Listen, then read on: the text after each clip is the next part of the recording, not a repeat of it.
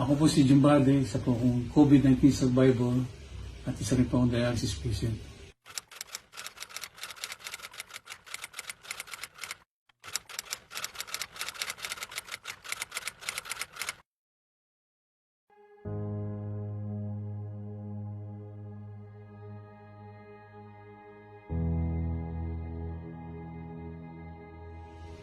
Huling linggo po ng Marso ay nakaramdam ko ng mga sintomas ng COVID-19, pag-ubo at pagdudumi. And then kinabukasan ay agad-agad ako umalis ng aming bahay at naganap ng ospital na tatanggap sa akin.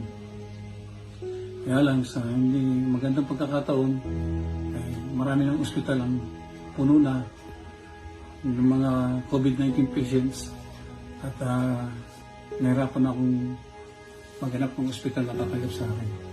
Hanggang sa makarating ako ng Philippine General Hospital, doon nila ako na-admit. Sa loob ng ospital, iniisip ko na paano ko harapin ang isolation at habang malayo sa aking mga mahal sa buhay. Iniisip ko rin kung paano ko harapin ang pagsubok ng COVID-19. Ganun din ang paano akong karoon ako ng komplikasyon. May mga gabi akong hindi makatulog dahil sa stress, pag-isip, anxieties, emosyon. May mga madaling araw na tumatago ko sa bahay na hindi ako makahinga, masakit ang dibdib ko. Tapos lalapitan ka ng mga doktor.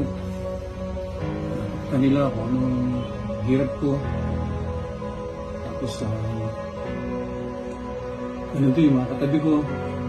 Nakikita ko, Sister Maria, nabalot. Nilakas ako na talaga loob ko. Sa mga frontliners ng PGH, maraming salamat sa inyo lahat. Sa standard medical care na binigay niyo sa amin. At sa paulit-ulit na swab test, gusto ko rin magpasalamat sa product ng aming company na Empowered Consumerism.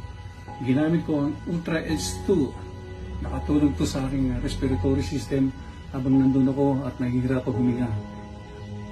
Complete Phyto Energizer, nakatulong sa aking pamilya dahil nag-negative sila sa COVID-19 dahil malakas ang kanilang immune system.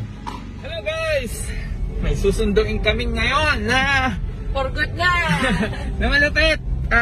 Ito yung isa sa pinaka iniintay kong araw simula nung nagkaroon ng quarantine. Maraming dinagdaanan yung family ko and sabi nga tiwala lang sa taas kasi guided tayo. Ayan na, susunduin na namin siya sa ospital.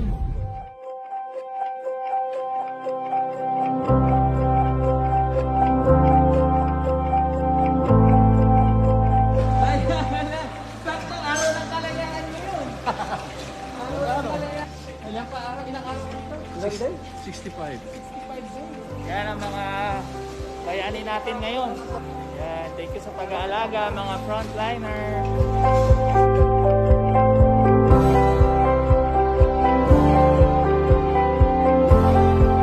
Yan guys, at last, nakalabas na kami. Grabe si Papa, fighter talaga, tingnan mo. Action star, siya pa nagda-drive. Paano masasabi mo, pang ilang buhay mo na yan? Marami-rami na rin. Marami na pinagdaanan. Buti na lang. Akala ko di na ako makakauwi ng buhay. Buti na lang. Walang nangyaring komplikasyon. Buti na lang. Nanalig ako. Nagtiwala ako. Kapit lang. Laban lang. Hindi namamatay. Mga katabi ko, isa-isa nawawala. Akala ko, ako na susunod eh. Ang hirap sa pakaramdam yung nakikita mo yung mga kasama mo binabalot.